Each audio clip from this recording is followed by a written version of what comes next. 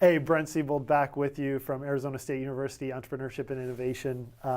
We're talking about venture development models within higher education. So this is part 2 of a 4-part series.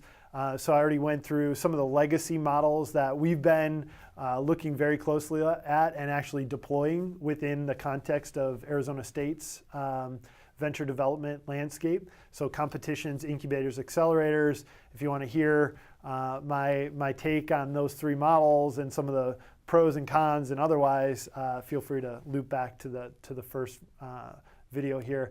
And then, with all of these, if you put all those legacy models together, there's some kind of key meta challenges that we've wrestled with as it relates to deploying each one of those models to, again, our very unique constituency of students, again, freshmen, all the way up to PhDs, faculty, and sometimes staff, and then even alumni and community-based founders. So first one is poor signal to noise, right? So it's like, first of all, we're dealing with this term entrepreneurship. So I'll go into more detail here, but getting the word out about venture development programs or entrepreneurial support programs writ large, it's a very difficult task. And those of you that are in this business, as I am, you know what I'm talking about. Because especially when it comes to practicing entrepreneurs, it's a very small group within, at least in my case, a very large population. So what are the strategies we can employ to kind of cut through the noise and really make a strong value proposition to those that we can best support while they're with us here as students or faculty or otherwise.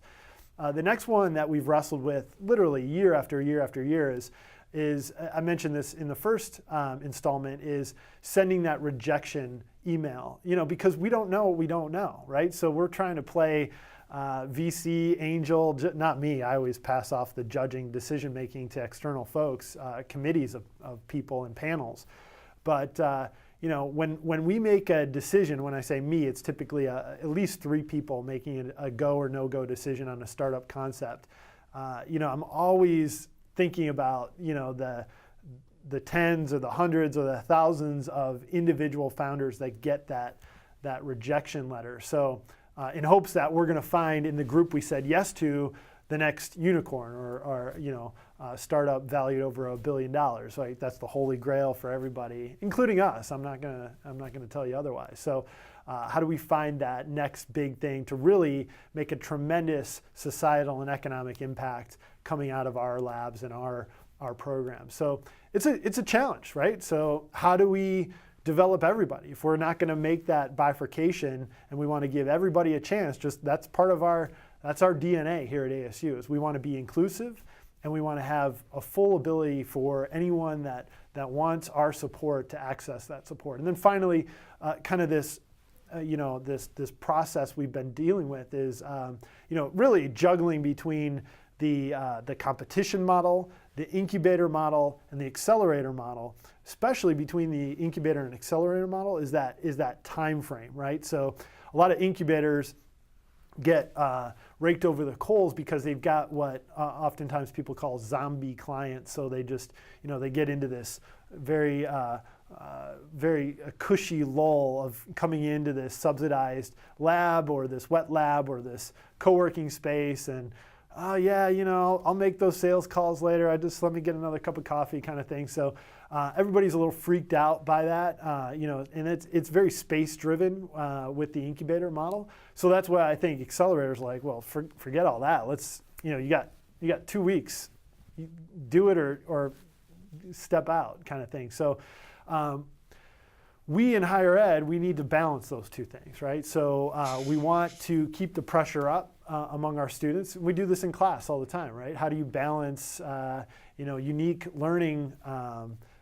models with keeping up the pressure so that people feel like there's some fire under the seat, so to speak. So anyway, timing of the way that we manage programs has always been a challenge as a means of being inclusive and a means of being impactful and to show outcomes.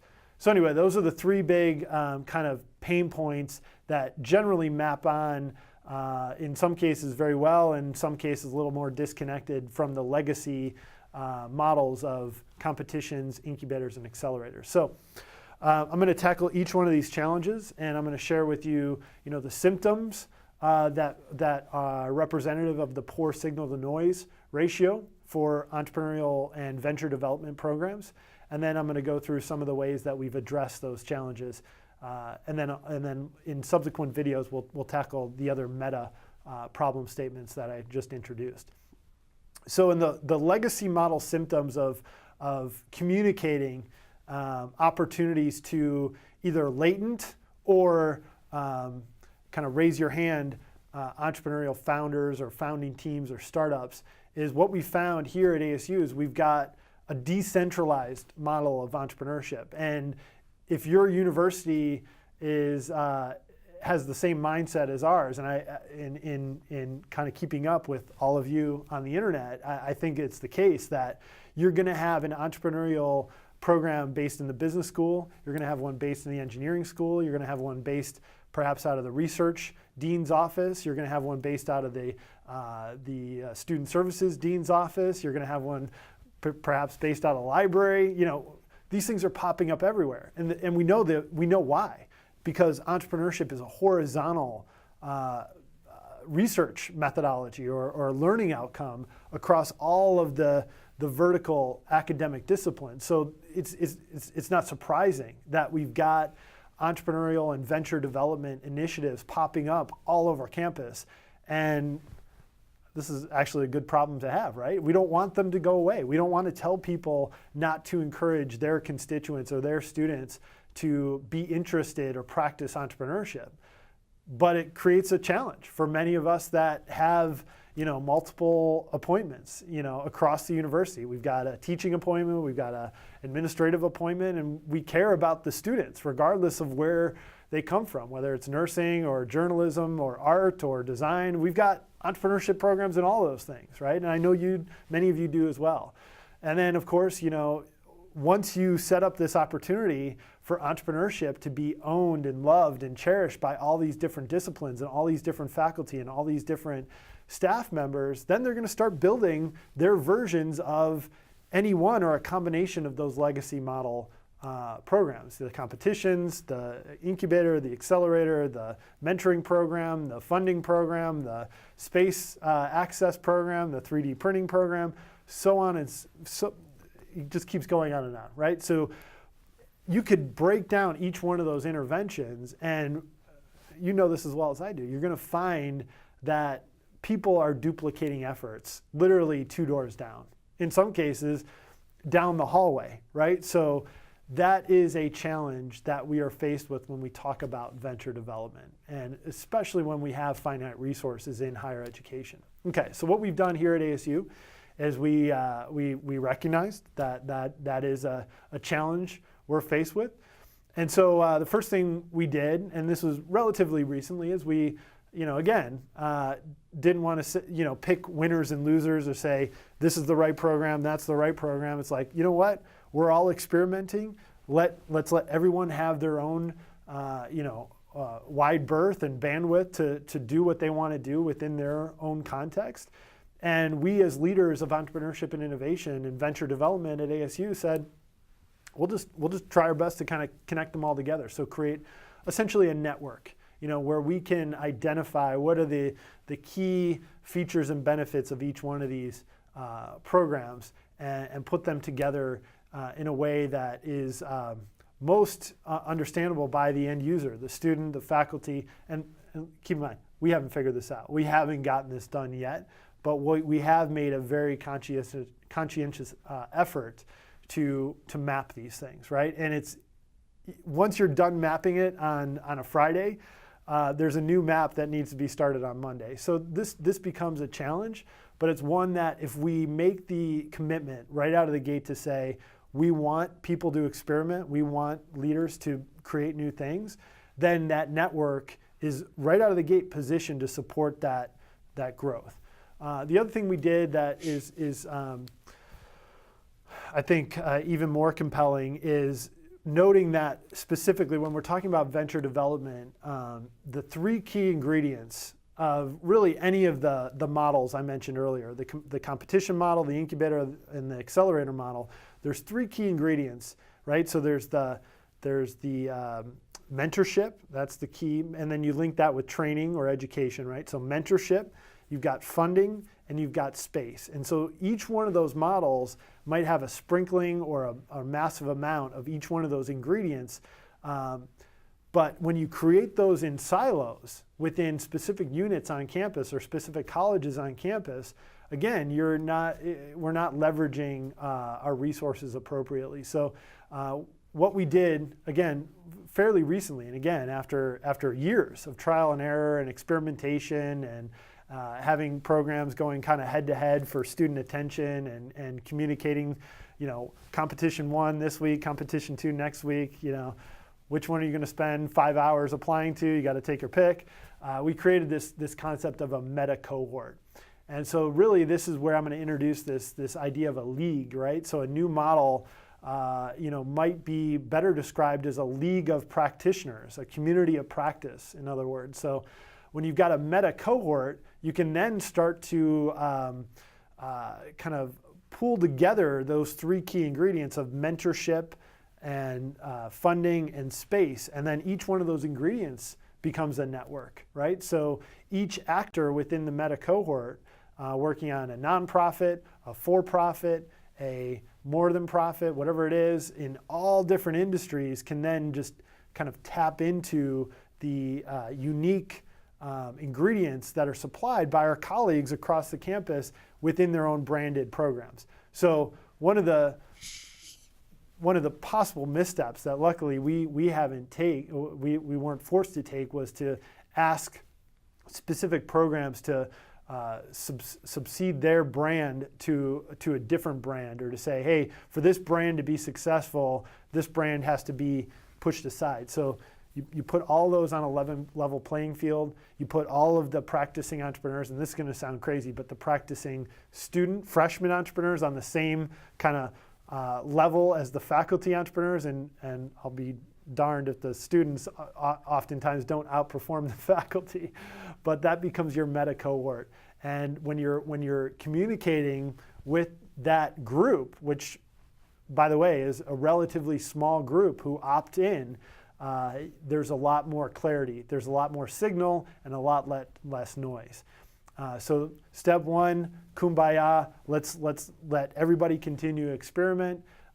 Once we have all those brands mapped, how do we connect the key ingredients amongst all of those brands as it relates to venture development, so that we're developing a meta cohort of ventures rather than, in our case, 12 different siloed cohorts of startups.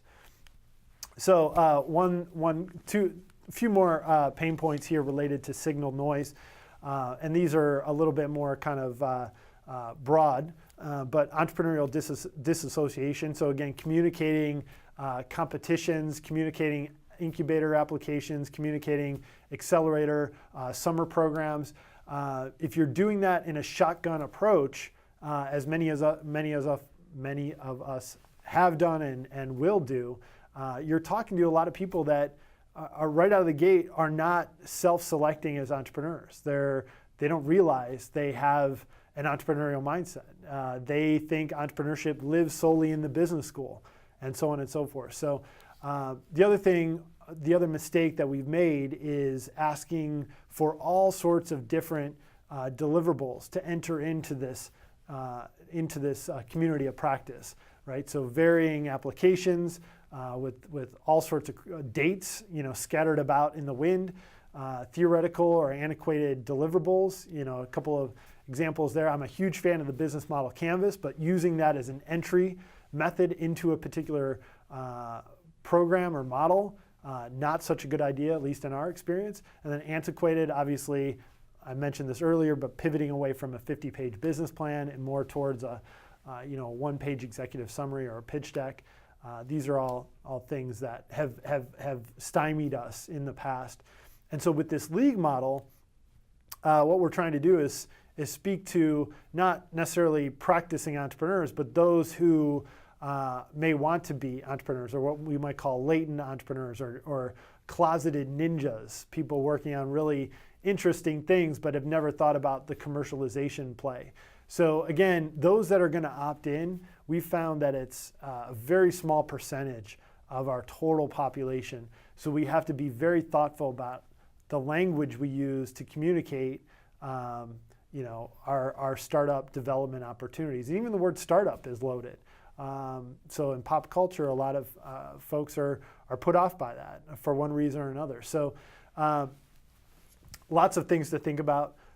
What we can do in a league model is once we have that target, that beachhead population or beachhead market identified, we can do micro messaging for specific ingredient services, such as mentorship, such as funding, and such as space. So if there's a lot of different offerings in each one of those ingredient buckets, we can micro message those to a cohort of people that have already opted in to play the sport of venture development. And again, you see my notation here that this is assuming we are targeting ventures rather than those that are just interested in developing an entrepreneurial mindset or ideating or design thinking and so on and so forth. So we have made a very clear line in the sand for both our administrators and for our students and faculty that ideation and entrepreneurial mindset is different from venturing. And that's not, it's not to put one against the other. In fact, I would lobby that infusing an entrepreneurial mindset and encouraging, problem solution ideation is perhaps a better use of our time within higher ed for a larger number of our constituents than is, venture development. But of course, venture development, that's where it's at. That's where the action is. So we're never gonna turn our back on those that want to do startups while they're in school. And so if we can target message the key ingredients for venture development, again, mentorship, funding, and space, that's going to be much better if we can be talking to those that want to or are venturing already. And then finally, as we onboard them into this league or this meta cohort of practicing entrepreneurs, we want to make sure we're asking for deliverables that will hold up outside of the ivory towers of higher ed. So making sure that we're asking for things that people on Sand Hill Road or in New York City or really anywhere in the world would be asking for, rather than what we as academics think these students or faculty should be producing at this early stage of venture development. So the other thing I would say is standardize, because again, there's an infinite number of questions you can be asking as part of a program application. It's like, you know what? If you're an end user, if you're a founder applying to 20 different opportunities for venture support, the last thing you want to do is answer the same question worded 20 different ways, 20 different times. So I implore you to work with your colleagues across the university to figure out a way to have a single point of entry and then just replicate that single point of entry. And then if your program that you're running needs additional information for your KPIs, your metrics, or your reporting later on, you get those on the back end after they've come into the developmental league. So one of the big lessons learned for us. Okay, so that is a very quick kind of bird's eye view of some of the symptomatic pain points of communicating venture development opportunities and entrepreneurial opportunities on campus, and just an introduction to some of the ways we've addressed those here at ASU. Let's move on.